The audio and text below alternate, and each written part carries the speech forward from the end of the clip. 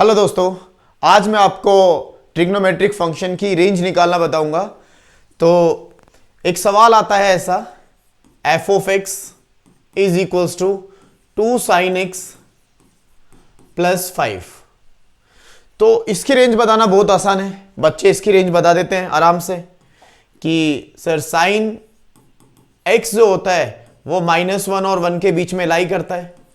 तो यहां से pre defined range sine x की यूज कर लेते हैं और 2 साइन एक्स प्लस 5 की रेंज बना लेते हैं। तो इसको कैसे बनाएंगे? तो यहां 2 से मल्टीप्लाई करेंगे और प्लस 5 करेंगे तो ये कितना हो जाएगा?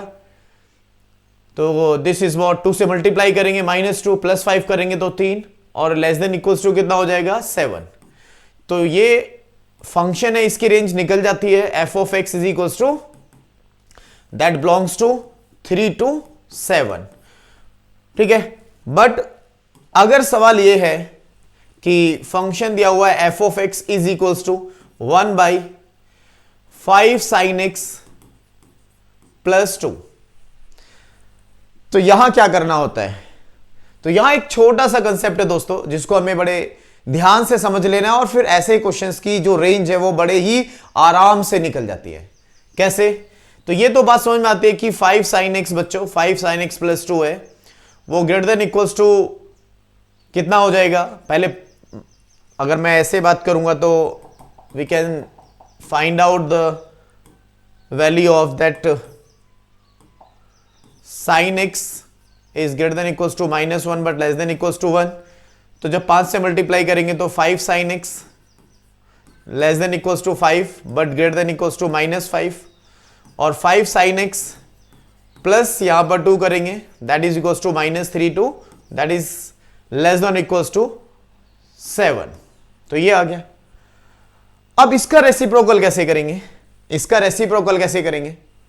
ठीक है, क्योंकि यहां आपको देखना है कि -3 और 7 के बीच में ये एक्चुअली यहां पे 2 केसेस पॉसिबल होते हैं। तो केस 1 वाला ही सवाल हो गया कि -3 और 7 इन दोनों के बीच में 0 आता है। इन दोनों के बीच में कौन आता है? 0 आता है।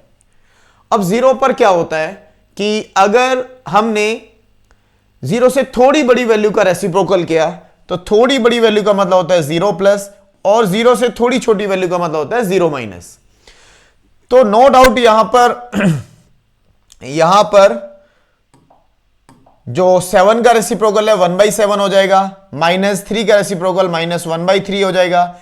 लेकिन आप देखो माइनस मतलब 0 से थोड़ी छोटी वैल्यू, 0 माइनस का जो रेसिप्रोकल होता है ना वो होता है -∞, और 0 प्लस की वैल्यू का जो रेसिप्रोकल होता है वो होता है ∞। अब आपको रेंज समझ में आ जाएगी कि रेंज क्या है। तो रेंज है यहां पर एफ ऑफ एक्स की क्या होगी?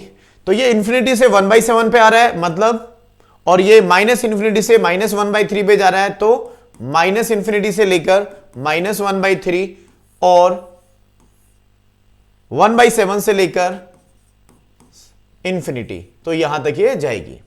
एक ये इंटरवल बनेगा रेंज का, एक ये वाला इंटरवल बनेगा रेंज का, और क्वेश्चन अपना हो गया है। ठीक है, इसका केस 2 भी होता है जो ज्यादा इजी है। तो केस 2 पर भी एक सवाल ये देखते हैं जरा। देखो जरा कि अगर फंक्शन ऐसा है f of x is equals to 1/sin x या 2 sin x और प्लस के 5, तो ये भी रेसिप्रोकल में है, बट ये केस 2 में चला जाएगा दोस्तों। कैसे? sin x हम जानते हैं कि sin x कितना होता है? -1 और 1 के बीच में होता है, that lies into the interval of -1 to 1।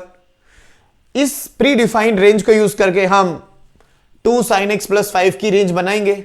तो 2 से मल्टीप्लाई करेंगे, 2 sin x is greater than equals to कितना? -2 और लेस देन इक्वल्स टू कितना? 2 प्लस 5 करेंगे तो 2 sin x plus 5 greater than equals to -3, -2 plus 5 that will be 3 and less than equals to again 7। 5 plus 2 7। अब तुम देखो यहां पर जब मुझे इसका रेसिप्रोकल करना है,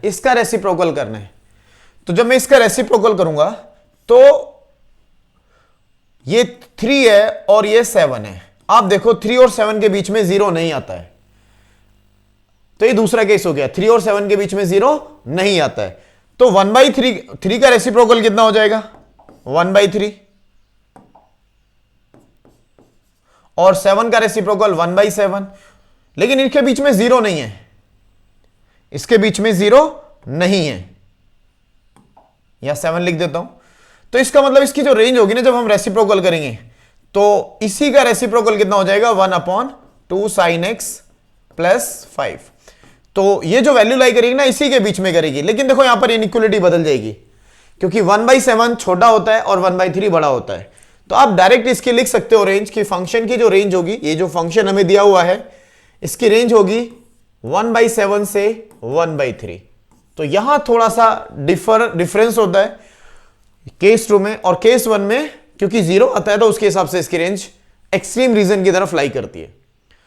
तो आप सीधा याद रख सकते हो कि अगर केस 1 है और इस वाली जो एक्सप्रेशन बनेगा, इसमें जो लाई कर रहा है वो नेगेटिव से पॉजिटिव के बीच में लाई कर रहा है, मतलब 0 आ रहा है, इसका मतलब इसकी जो रेंज होगी ना, तो जो पॉइंट आ रहे हैं इनके एक्सट्रीम रीजन पे लाई करेगा। और केस 2, ये जो डिनोमिनेटर वाला टर्म है, अगर ये मेरा पॉजिटिव पॉजिटिव है या नेगेटिव नेगेटिव है, तो अब इसकी जो रेसिप्रोकल की रेंज होगी वो क्या होगी? बिटवीन द रीजन लाई करेगी, जैसा हम केस 2 में देख सकते हैं। ठीक है, तो बहुत आसान होते हैं इसके क्वेश्चंस करने।